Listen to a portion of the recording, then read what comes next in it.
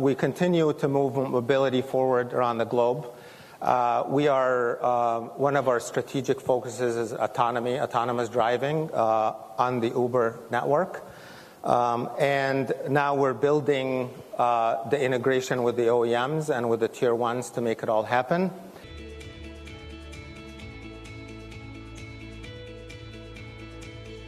The Uber autonomy team is exactly 2 years old. So it started in January of 2014. Sorry, of 15. And the key goal, and we'll talk a little bit about what we're doing, is the mission is self-driving transportation for everyone and everything. What about the reliability, or do you really want to be with someone else in the car? Well, clearly half the people are okay doing that.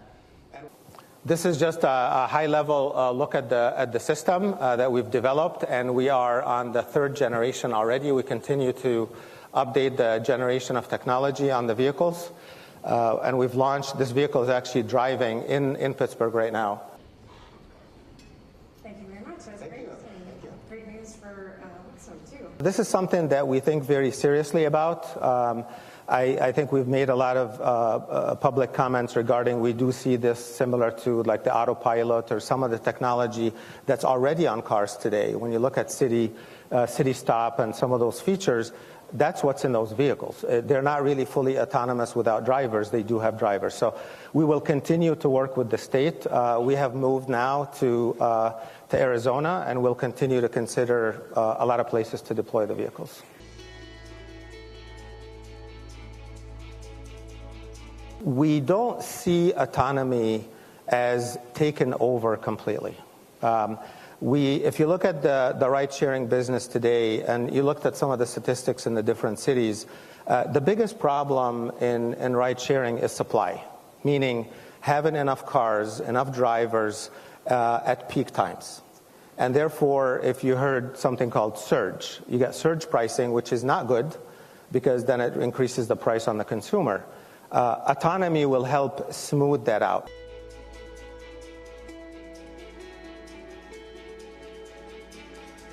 Uber is not planning on making cars. Uber is planning to work with OEMs. As I came from the auto industry, the automotive industry is a very special industry. It's a very difficult industry. And Uber, and at the same time, I will say the same thing about ride-sharing industry. It is very difficult industry, and the specialty needs to continue. So we'd like to work with auto companies on doing that. Same thing with tier one suppliers, which I'm sure there's a lot in the room. We want to work with you on getting the hardware in these vehicles. We are developing the software in-house.